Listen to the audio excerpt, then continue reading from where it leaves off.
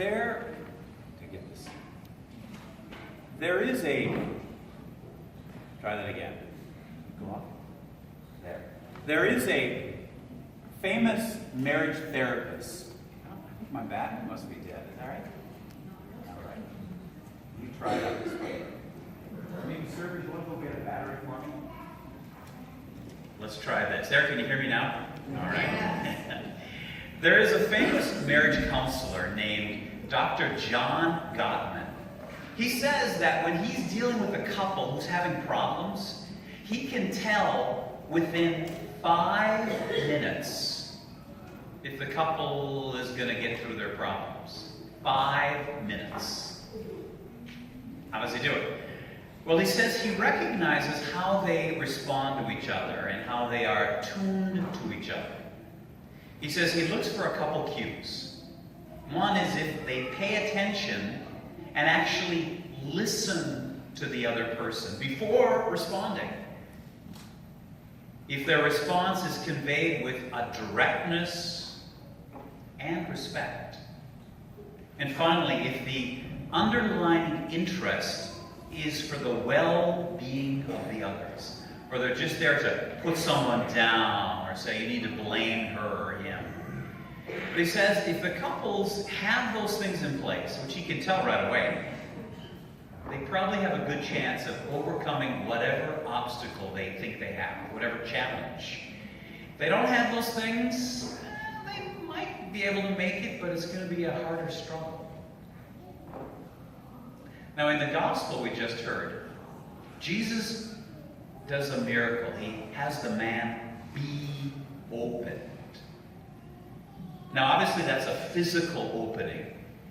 But I think Jesus also intends it for us to be opened in different ways, like a spiritual opening. Because what happens many times when we are in relationship, whether it's a family member, friend, or a spouse, that sometimes we are closed down in listening to them. Or we think, I know exactly what she's going to say. I know how he's going to respond. He always acts like this. And many times what happens, we don't open ourselves up to a new possibility. Many times what happens is we shut down our hearing, our sight. Let me show you what I mean. I've got an experiment for you. What I want you to do is I want you to look around the church here and observe all the things that are green, the color green. Look around up here, the altar. Look on the walls over there, the glass. Look at the people sitting around you. You have to look behind you. You're not going to share anything with anybody. Don't worry about it. Okay, you got it? Now, what I want you to do is to close your eyes now. And I want you to recall in your mind what things were green. This, that. You got it? Okay, got it. Now, with your eyes still closed, I want you to recall in your mind the things that were blue around you. Keep your eyes closed. What did you see? What did you notice? Yeesh. Okay, open your eyes. Now look around at the blue things. You know, the flag over there, there's blue in the stained glass, the Kleenex box up where I'm sitting. What happens many times is when we focus on one thing, we seem to ignore other things, or we don't see them. Same thing with relationships. If we only focus on negative things, many times we miss the positive. When we continue to focus on this and that trait, or whatever she does or he does, we aren't open to what they could be. Well, I think Jesus, when he talks about being open, I think he's inviting us in a couple of ways to be better, to be different. First of all, to be open to all the things that we have going for us. Many times when we pray, it becomes a laundry list of demands to God. God, I want this change, I want that to happen, I want this to work out, as opposed to just being grateful. So try this when you pray next, like let's say tonight before you go to sleep. Just think of all the things you are grateful for. All the ways God has blessed you. It's so easy to point out what's not working out.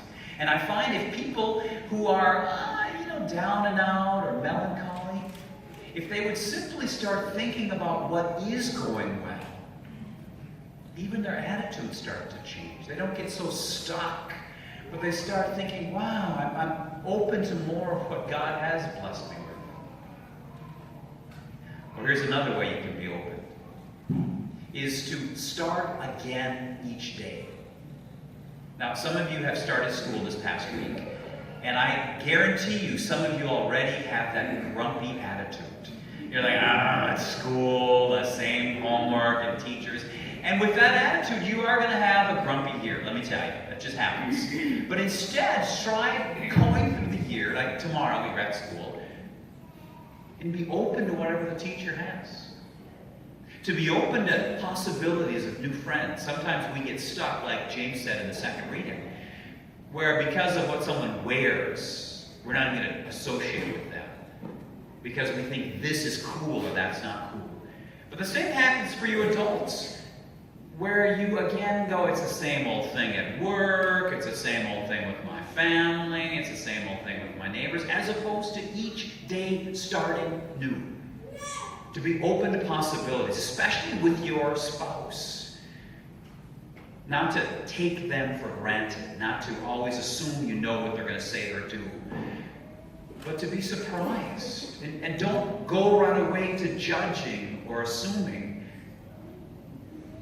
Each day to be open and say, oh, that's what you're thinking, or that's what could happen.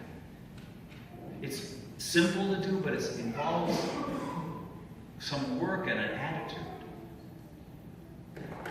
Third way we all can be opened is how we reach out to help others. Many times what we can do is we can complain about what's going on in the government or the world, or the problem with our neighborhoods, and say, that group of people should just start doing this, or that person should just start doing this, or she should stop doing that. If change is going to happen anywhere, in the world, in your neighborhood, in your family, it starts with you, not somebody else. It starts with you. Part of it starts with stepping up and getting involved more. If you want something to be different, well, then you act different. If you want something to change, well, then you start changing. Step up. In a couple of weeks, we're going to have our sign up again for how you can get involved in the parish. And maybe this is your time where you finally say, you know what? Maybe I am going to get more involved, or start getting involved. Or even more soon than that, next weekend we have our fall festival. And I want to thank so many of you who have already stepped up to volunteer. It's amazing. People have signed up for different tasks. People are bringing in items for the silent auction, the food, all the good stuff. But there are still many of you who have not. What makes a parish festival work is not the group of a couple people or the staff, but it's because everybody steps up. Everybody says, here's what I can do. I can volunteer for this. And even if you can't be there, there's things you can do beforehand. The prep work, buying this, getting that going. It's a whole sense of recognizing that it's not just about you, but it's about how you can help others. And everybody can do something. Kids, teens, the senior citizens. It's about answering the call, being open.